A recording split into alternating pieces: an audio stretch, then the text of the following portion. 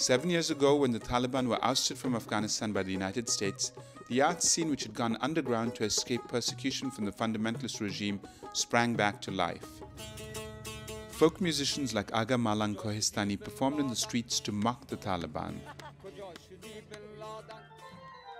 Wedding singers like Hasibullah Takdir sang classics like Beya Ke Borem ba Mazar, Let's Go to Mazar. Actors joined theatre companies to perform plays about the defeat of the Taliban by playwrights like Wakil Negbin. In classrooms and schools, girls were even able to sing religious songs. CorpWatch and KPFA traveled to the northern city of Mazar Sharif to see whether the cultural renaissance was still alive in November 2008. Today, Hasibullah Takdir is now making sugary music pop videos, while playwright Wakil Negbin has turned his attention to some of the pressing social issues of the day.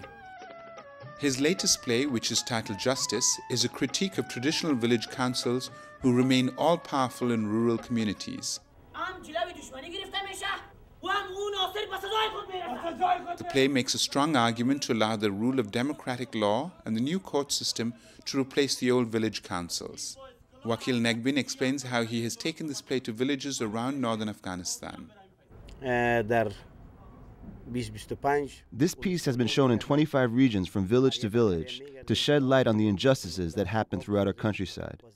You see, in most places, people still try to solve civil conflicts and criminal cases through their local tribal councils, which is wrought with corruption. Especially when it comes to criminals, these cases need to be tried through a local governmental court system.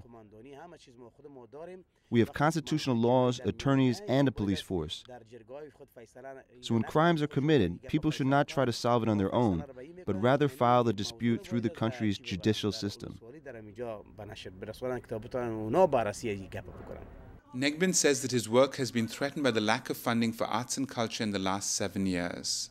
We have very little support to continue our work. There are only a few of us who receive a stipend. The rest of the student actors receive no salary to train and act.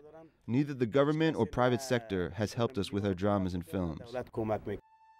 Lack of financial support, together with eroding security, has further stifled artists and musicians who are unable to compete with the international entertainment industries. In Afghanistan, the main source of entertainment are Hollywood and Bollywood movies. In movie theaters like this, on TV, on cassette and CD, there is a brisk business in international and Indian film stars and musicians.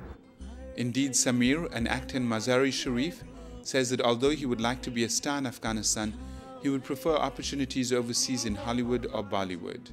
It's my big wish that that I must be a famous actor in Afghanistan. Also, I have a plan to go in foreign countries, maybe in America, and after some years I will go back to India.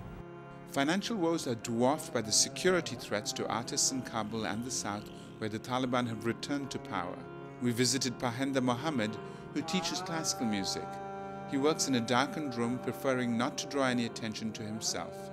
Although he agreed to perform for us, he says he never performs in public and relies on teaching for survival. There's no one here who can protect me. If someone kidnaps, terrorizes, or murders me overnight, who can I turn to for help? For that reason, I haven't recorded any CDs or appeared on television. What's the point of becoming famous here when you can't feel safe? This country is no longer a place where you can give concerts from Herat to Kandahar to Ghazni. I don't wish to become a well-known artist while there is still no stability in our country. We haven't established peace and security yet, where musicians are free to give concerts and radio shows.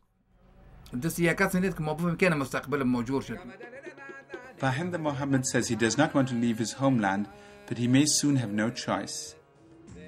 Farida Tarana, a female contestant in Afghan Star, the nation's version of American Idol, was forced to leave the western city of Herat after appearing on national television.